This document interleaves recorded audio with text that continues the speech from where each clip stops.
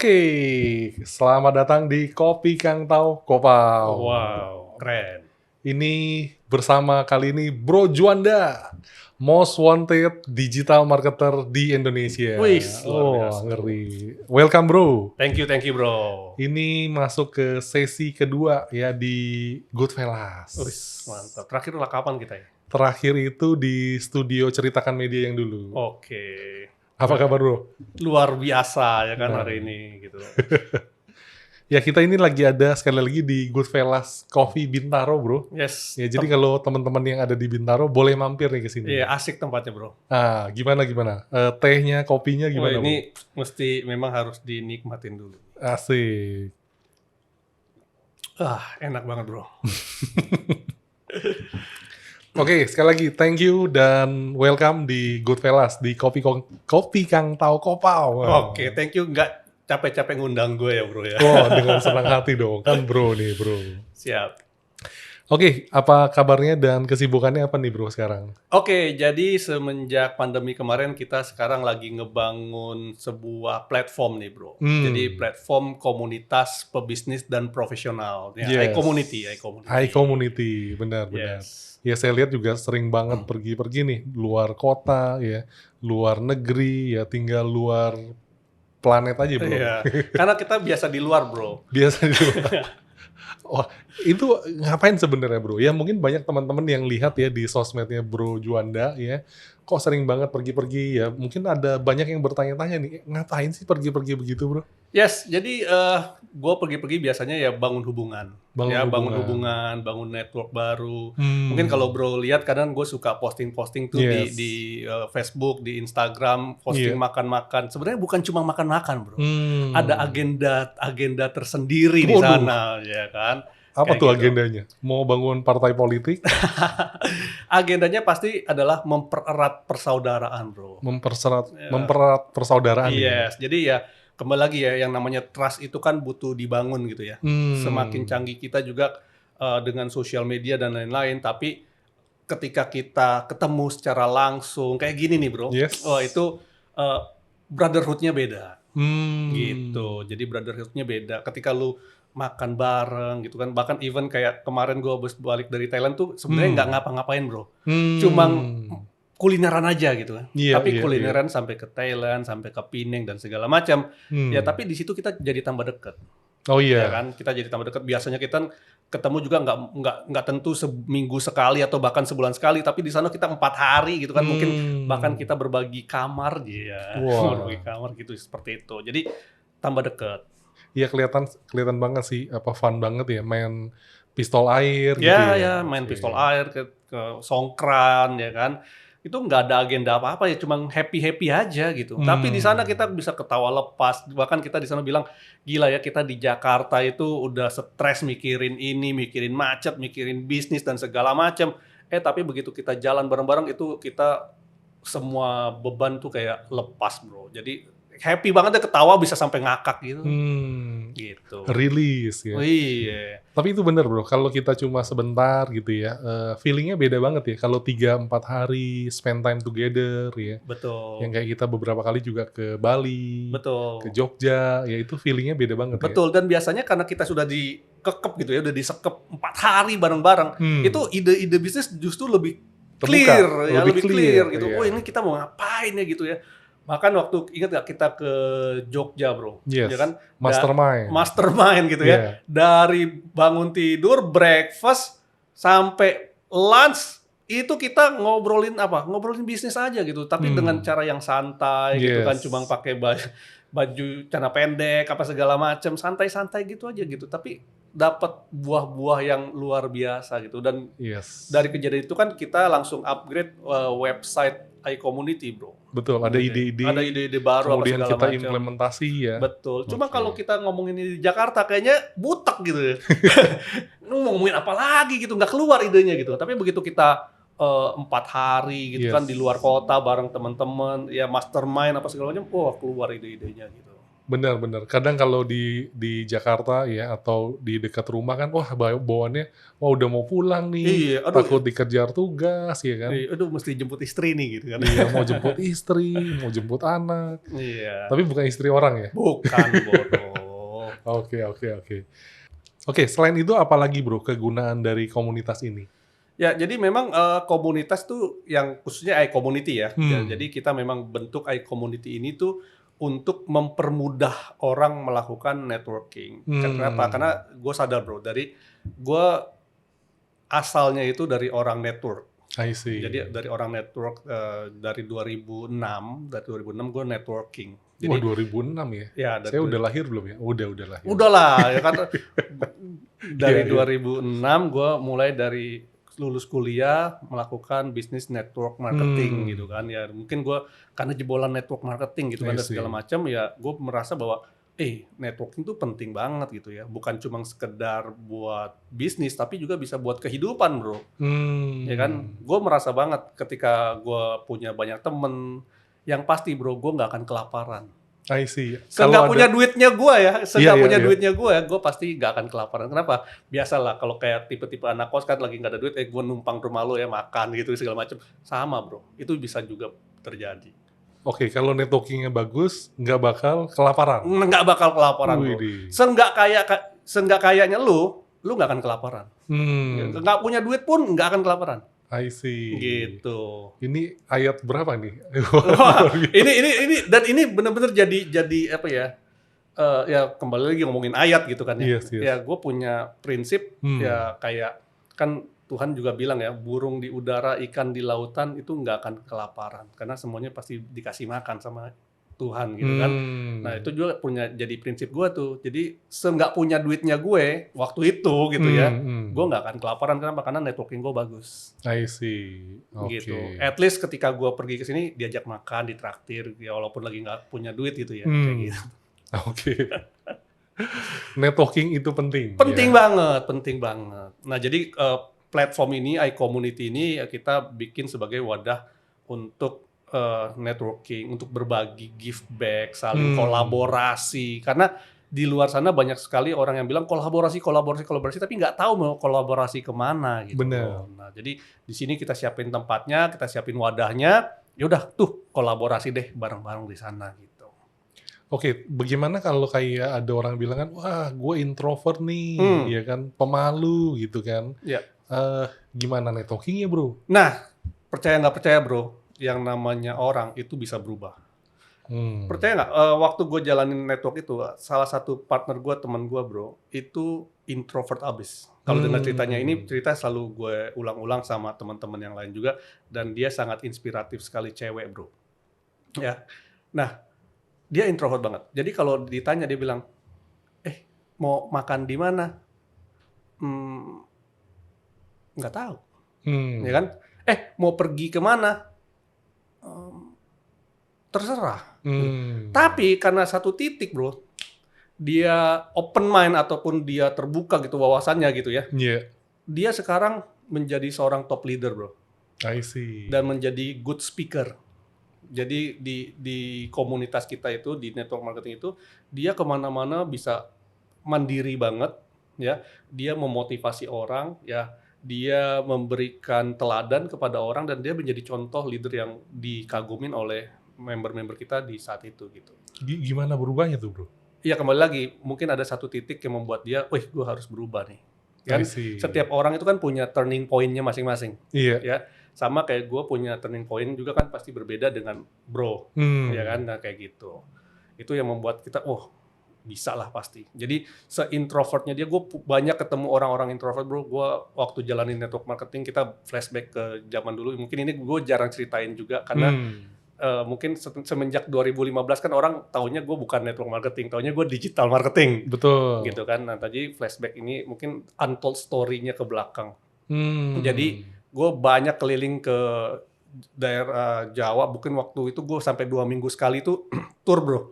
Tour dari Jakarta, Tegal, terus ke Jawa Tengah lah, seperti itu.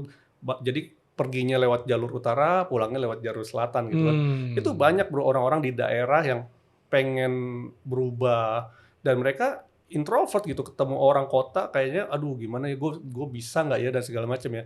Tapi ternyata bisa tuh. Bahkan mereka ketika oh iya ternyata gue harus berubah nih. Yes. Gue harus berubah. Dan mereka bisa gitu. Intinya adalah niatnya dulu. Niatnya dulu mau berubah ya. Mau berubah apa enggak gitu. Karena kalau enggak ya gue introvert ya seumur pasti akan introvert. Kalau dibilang gue juga awalnya mungkin introvert awalnya gitu kan. Iya. Dulu bro, kalau gue mau disuruh ngomong di depan mic kayak begini, gue bisa kayak like 10 menit mau ngomongin apa gitu kan. Nggak keluar bro. Jadi, nah kalau sekarang kan beda. Disuruh stop nggak bisa stop bro. Oke, mantap. Gitu. Jadi ada turning point-nya, yang penting niatnya dulu. Betul. Nah, turning point-nya bisa macam-macam. Bisa macam-macam, bisa kegagalannya dia, bisa dari keluarganya dia, bisa ada yang inspirasi dan segala macam. Cuman kalau kata motivator di luar sana kan turning point itu cuma 2. Karena fear atau karena inspiration gitu kan. Takutannya dia atau ada inspirasi yang membuat dia berubah gitu. Nah, kita pengen dengar juga nih ya, the untold story of Juanda Rovelin. Nah, turning point-nya bro gimana? Ya, jadi kalau dibilang turning point waktu itu gue pernah juga bro ngerasain sampai punya nggak ada duit. Kalau dibilang nggak ada duitnya gue mungkin beda sama yang di YouTube gitu ya, yang mungkin bilangnya, wah gue sampai rugi miliaran dan segala macam. Gue nggak sampai seperti itu bro, karena gue safety player. Jadi nggak ada duitnya gue itu, cuma waktu itu gue pergi lagi ngelesin, pulang lesin motor gue bannya bocor. Nggak punya duit bro. Nambel ban gue inget banget, ini inget banget. Bayarnya 8.000 waktu itu, sekarang udah 15.000. Gue cuma punya duit 6.000, utang 2.000 bro. Buat nambel ban aja utang 2.000 gitu kan. Tapi ya gue bilang, gak apa-apa, gue tetap bayar. Gue ngutang bang ya, 2.000 gue ngutang. Besok gue balik lagi gitu. Ya gue bayar gitu. Dan disitu gue bilang, wah gila gue sampai nggak punya duit gini, gimana nanti gue berkeluarga dan segala macam. Even waktu itu, ya istri gue yang sekarang, gue juga ceritain ke beberapa, gue nggak berani ngelamar lah istilah kata gitu kan. Gue nggak berani ngelamar, gue nggak berani untuk berlangkah lebih jauh ya dan segala macam. Kenapa? Nggak punya duit. Iya kan? Boro-boro orang buat ini aja kurang dan segala macam gitu. Tapi ketika itu oke, nggak bisa, gue mesti berubah, gue mesti cari cara dan segala macam. Akhirnya jadi kayak gitu. Jadi yang mau merit tapi dananya nggak cukup ya, banyak cerita kayak gitu. Banyak. Salah satunya Bro Juanda nih. Tapi kita juga udah sering dengar banyak kejadian seperti itu ya. Mukjizat ketika pernikahan. Betul. Jadi ya setelah itu ya dituntut komitmen kan. Dulu kan masih pacaran kan, ya udahlah masih cukup. At least gue nggak kelaparan dan gue nggak nyusahin anak orang ya kan. Pacaran mah di rumah aja gitu kan. Tapi begitu udah mau ke satu titik yang lebih jauh, misalnya berumah tangga, artinya kan lu dituntut untuk ngidupin anak orang. Benar. Nah ya itulah, kita harus berjuang lebih keras, kita ekstra keras dan segala macam.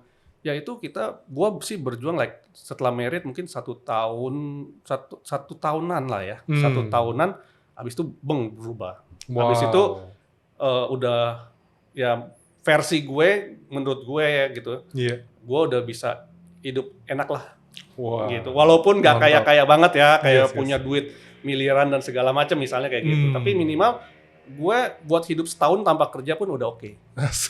Gitu. Makanya pergi terus sekarang. Ya kayak gitu. Jadi setelah married dan segala macam gitu. Nah sekarang bro kan fast forward ke zaman sekarang nih, sudah cukup enak bro bilang ya, sudah enak. Menikmati apa yang bro tabur, networking dan lain-lain gitu ya. Nah, manfaatnya apa aja nih yang bro akhirnya sekarang nikmati? Ya kembali lagi bro, jadi kalau orang bilang passive income gitu ya, karena kan itu membuat orang membuat uang bekerja untuk dia kan, karena passive income. Lah kalau orang yang nggak punya duit gimana dong? Gimana membuat passive income ini? Nggak bisa. Tapi yang mereka bisa dapetin manfaatnya dari networking. Kenapa? Karena kalau networking lu bagus, bro, akan ada aja tuh kerjaan buat lu. I see. Jadi memang bukan passive income, tapi ada aja yang kasih lu duit. Gitu. Ketika begini dimintain tolong, kan gue nggak pernah pasang tarif loh. Gue selalu bilang, ini juga cerita gue, ketika gue jadi digital agency ataupun Iya. ketika gue jadi konsultan dan segala macam, gue nggak pernah pasang tarif. Kadang I see. ya udah kasih berapa atau budget berapa gue terima apa segala macam gitu. Atau gue bilang ya terserah bapak deh, bapak ada budget berapa gue bantuin. Jadi konsepnya adalah bantuin, ya kan. Nah jadi dari situ banyak sekali gue dapat proyek-proyek. Makanya gue bilang gue nggak pernah takut nggak ada proyek gitu. Walaupun memang misalnya selama setahun nggak ada proyek, tiba-tiba ada aja tuh kasih jebret satu proyek untuk bisa gue hidup nggak setahun lagi gitu. I see. Jadi yes. begitu satu proyek itu kelar ya gue bisa santai-santai setahun gitu, kayak gitu. Nah, gitu caranya guys. Oke, tips networking bro. Gimana caranya biar networkingnya bagus? Oke, jadi kalau biar networking bagus sebenarnya adalah niat, kembali lagi niat. Niat. Ya, ketika lu melakukan networking, niat lu itu mau ngapain? Mau jualan ke orang tersebut, mau ngambil duit orang tersebut, atau mau apa gitu. Karena itu kebaca bro. Ya, ketika lu networking nih, misalnya gue deketin bro nih. Iya. Niat gue pengen jualan ke bro nih. Yes. Ketahuan, ngerasa gitu, ada getaran-getaran itu gitu loh. Ya. Oh ini orang kayak mau minjem duit ini nih. mau minjem duit nih ya kan. Ini udah 10 tahun nggak pernah ketemu, tiba-tiba aja ketemu tuh mau ngapain nih? Nah, itu kebaca gitu kan. Frekuensinya beda gitu. Tapi ketika lu networking sama orang, nothing tulus, gue cuma mau berteman sama lo, kalau lu ada apa-apa gue bantuin dengan skill yang gue punya atau dengan network yang gue punya, gue bantuin tanpa ada niatan untuk apapun gitu ya, ataupun yang merugikan gitu ya, itu oke gitu loh. Oke. Gitu. Jadi itu ya ketulusan bro. Jadi niatnya disertai ketulusan. Ketulusan. Memang gue cuma mau temenan aja sama lo gitu loh. Yeah. Masalah nanti lu mau butuh jasa gue, masalah nanti lu mau butuh skill gue ataupun services gue, ya itu nanti urusan belakangan. Ya kan, kayak gitu. Bahkan misalnya gue bilang, gue biasanya kalau nanganin klien nih corporate harganya sekian. Tapi dia bilang, bro gue nggak punya duit segitu. Ya udah nggak apa-apa, gue bantuin. Bahkan gue selalu bilang sama teman-teman misalnya yang UMKM gitu ya, kalau lu UMKM nggak sanggup bayar gue, lu nggak usah bayar, gue bantuin gratis gitu. Wow. Wahai UMKM kan? yang mau dibantu oleh Bro Juanda, silakan bisa masuk ke ini akunnya ya, tertulis di bawah. IG kontak di sini gitu, Nah. IG, Facebook segala macamnya. Yes. Gitu. Jadi kalau misalnya memang lu nggak punya duit, kayak anak kampus banyak yang kontak gue untuk jadi pembicara tamu gitu. Nanya, Pak, tanya dong rate card-nya dan berapa segala macam. Gue bilang ya buat kampus, ya udah nggak apa-apa, gue bantuin aja. Nah ini menarik nih, kan ada juga yang bantu-bantu nih gitu kan ya, terus bantu terus bro. Ya. Nah itu gimana? Nah itu juga nggak boleh juga bro, harus tahu siapa yang dibantu kan. Ya kan, kalau ada yang teriak tolong gitu kan, minta bantuan. Iya. Ya kita bantu. Kita bantu ya kan, tapi kalau dia kembali lagi bro, orang tuh ketahuan bro niatnya bro. Dia punya duit tapi dia belaga kere kan juga ketahuan gitu. Even kalau misalnya kayak tolongnya palsu gitu kan, ya ketahuan. Tapi nggak apa-apa, ya kan. Kita tolong. Tapi ketika ketika misalnya menjadi kebiasaan gitu kan, tolong kan juga ada batasnya bro. Gitu. Seperti itu sih. Oke, bro sering cerita tentang ICO nih. Ya, apa tuh ICO tuh? Nah, ICO itu suatu insight juga yang gue dapat ketika membentuk iCommunity ini gitu. Jadi ternyata ketika gue flashback apa sih yang gue pelajarin dalam hidup gue, apa sih yang gue pelajarin dalam gue melakukan networking, ternyata kuncinya cuma 3 itu bro. ICO, ya. ICO, ICO. Mirip kayak depannya iCommunity juga iCommunity, makanya iCommunity gitu kan. Nah, ICO itu I-nya adalah insight. Insight itu bisa jadi 2 kata tuh. Insight. Insight berarti kan di dalam pandangan, sight. Yes. Lu kalau mau sukses, lu harus terlihat bro. Lu mau sukses, lu nggak terlihat, susah juga. Ya kan? Makanya gue sering ada di mana-mana. I see. Makanya gue ada di berbagai macam komunitas. Gitu. Jadi gue berusaha supaya orang lihat gue. Gitu kan? Tapi di dalam pandangan saja itu juga nggak bergunanya kalau lu nggak punya insight yang kedua. Insight dalam satu kesatuan, wawasan. Harus ada wawasan. Iya dong. Lu beredar di mana-mana, tapi lu nggak punya wawasan, orang nggak anggap lu, bro. Wow. Iya kan? Lu beredar nih, Hmm. lu masuk ke komunitas ini, lu masuk ke komunitas itu, lu masuk grup WhatsApp ini, lu masuk grup WhatsApp itu, lu mau kemanapun, terlihat di mana-mana, tapi lu nggak punya wawasan, nggak ada sesuatu yang bisa dibagikan, orang nggak anggap lu, bro. I see. Tapi begitu juga dengan sebaliknya, lu punya wawasan, tapi lu nggak kelihatan sama orang, nggak akan ada orang yang panggil lu juga. Hmm. Oke nih, pasti ada yang berpikir juga nih, gimana dapetin wawasan? Nah, kembali lagi, bro. Kan ini sama ya, bro. Apa yang bisa dituangin dari teko ini kan, Iya, apa yang diisiin dong. iya. Ya kembali lagi, isinya gimana? Ya lu baca. Oke, Iya melalui baca. Banyak sekarang sumber informasi, bro, teknologi. Yes. Iya kan? YouTube banyak. Bahkan sekarang kalau kita bilang, bro, kita udah kebanjiran informasi. Hmm. Tinggal masalah kita mau cari tahu atau enggak gitu loh. Oke, Iya justru harus mau cari tahu ya. Iya dong. Wawasan tuh nggak harus lu jadi profesor, bro. Hmm. Wawasan tuh cukup sekedar kayak misalnya lu tahu lebih dulu lah. Oke. Misalnya contoh, WhatsApp sekarang ada update terbaru loh, caranya begini-begini. Itu orang udah thank you sama lu. Wah, itu juga udah insight ya. Iya, itu udah insight gitu loh. Cuma sekedar, ini ada update terbaru loh. Ini gimana, gini loh caranya dan segala macam. Cara buat supaya nggak ke-hack itu begini loh. Hmm. Sekarang banyak tuh yang penipuan-penipuan tuh, yang .apk lah, Iya. yang .pdf lah, dan lain-lain. Itu udah cukup menjadi wawasan buat lu. Iya, Dan iya, itu kan iya. menjadi wawasan yang bisa lu sharekan kembali. Hati-hati ya kalau misalnya ketemu APK jangan diinstal, jangan di-download dan segala macam. Jangan diklik. Itu lu udah berbagi wawasan, bro. I see. Sesimpel itu, nggak harus lu jago fisika, nggak lu harus jago internet marketing gitu. Oke, keren nih, keren ya. Gitu. Nah, itu insight ya. Itu baru insight. Baru insight. I-nya. Iya. Nah, kalau lu udah kelihatan, lu udah punya wawasan, ya bagikanlah wawasan lu. Supaya apa? Supaya yang kedua, create trust. Create trust. Iya dong. Hmm. Makanya gue bilang, trust itu penting. Nah, Kan? gimana tuh? Nah, jadi lu ya, dengan lu sering berbagi, orang makin percaya sama lu, bro. Trust lu ningkat. Dengan lu semakin nongol, orang semakin percaya sama lu. Oke, jadi dengan sering nongol, dengan sering berbagi, Ya. maka terciptalah Trust. kepercayaan, trust. Betul. Ya? Oke. Karena kan gue kan tahu lu, artinya, orangnya begini kok, orangnya begitu kok. Tapi kok ini tiba-tiba setahun nggak nongol nih, apa nih, dia dikejar debt collector? Kan orang berpikir gitu kan. Iya. Tapi kalau gue selalu muncul, gue ada, dan ketika kita ngobrol enak dan segala macam, trust itu pasti akan lama-lama meningkat. Ketahuan masih hidup. Ketahuan gitu masih ya. hidup. dan Masih segala- bernapas. Masih bernapas. Ya kembali kalau gue selalu bilang, ketika lu misalnya di grup WhatsApp itu, Iya. jangan jadi silent reader. Aktif lah. Minimal say hi kayak supaya orang tahu lu masih hidup gitu. Iya, Iya iya, kan? iya. Oh, lu masih ada nih gitu kan, kayak Benar. gitu. Oke, artinya harus sering berbagi ya, dan juga aktif ya. Aktif, harus aktif. Ya kan, jangan pasif, jangan jadi silent reader. Kenapa? Karena ketika lu masuk ke komunitas manapun, ketika lu ada di manapun, tapi lu nya pasif, orang juga nggak respect sama lu. Oke. Tapi Mantap. aktif juga jangan hiperaktif. Nah, jangan hiperaktif juga. Iya dong. Nah, apa tuh standarnya sampai hiperaktif itu kalau kayak gimana? Iya, maksudnya terlalu lebay lah. Maksudnya setiap hari,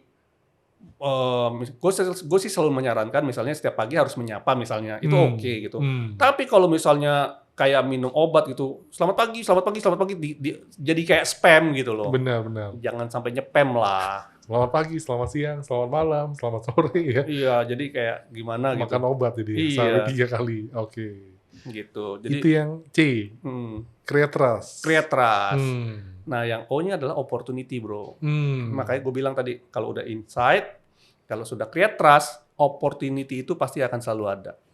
Lu nggak usah nyari opportunity datang ke lu. Kang Tao. Kang tahu, ya kan? Makanya gue bilang, ya gue sih bukannya apa-apa ya maksudnya. Selama gue jadi digital marketing, Iya. gue nggak pernah inisiasi kirim proposal duluan. Oke. Gitu. Biasanya gue diminta. Gitu. Jadi gue jarang banget door to door. Sekarang aja nih, karena kita bentuknya udah bikin company, Iya. ya sales kita harus door to door kan. Itu kan Iya. memang tugasnya dia door to door. Benar. Tapi kalau gue pribadi, gue nggak pernah bro. I see. Gue nggak pernah tuh kirim sekalipun proposal ke perusahaan ya untuk nawarin jasa gue. Gue Oh. biasanya kalau nggak diminta direferensi. Wow. Itu opportunity kan. Yes. Karena sudah dikenal itu ya. Karena sudah dikenal. Karena gue bisa dapat seperti ini karena gue sudah menabur dari 2015. Wow. 2015. Iya. Gitu. Gue sudah insight dari 2015. Gue sudah nongol di mana-mana dari 2015. Gue sudah menanam benih gue dari 2015. Gitu. Nah ini juga menjadi sebuah pegangan buat gue waktu itu, dan ini juga buat teman-teman sekalian, bahwa nggak usah khawatir dan nggak usah pakai cara instan. Oke. Kenapa? Karena kalau cara instan itu cepet nongol, cepet hilang. Apalagi dengan kondisi netizen sekarang. Yes. Wah, kita nongolnya cepet nih. Wah, bisa dikulitinnya cepet loh. Wah, instan ya. Cepat Instan. naik, cepat turun. Cepet naik, cepet turun gitu. Iya. Banyak kejadian kayak gitu, bro. Tapi kalau lu bener-bener ini Konsisten. organic growth dan Yes. segala macam, lu susah dikulitin, bro. Udah Hmm. tebel. Iya. Udah tebel gitu loh, trust lu udah tebel, ya orang juga udah tahu lu seperti apa, konsisten lu, komitmen lu dan segala macam, orang tahu gitu. Jadi lu mau kecuali lu ada melakukan kesalahan ya, lu dikulitin juga sama netizen kan. Benar. Tapi kalau lu melakukan itu semua dengan on track ya, dengan baik, dengan jujur dan segala macam, lu susah dijatuhinnya, dikulitinnya susah. Gitu. Oke. Ya, sukses selalu bro. Kita maju bersama. Siap, maju bersama. Sekali lagi thank you sudah datang di Kopi Kang Tau Kopau, Juanda Revelim. Oke, thank you bro. Thank you.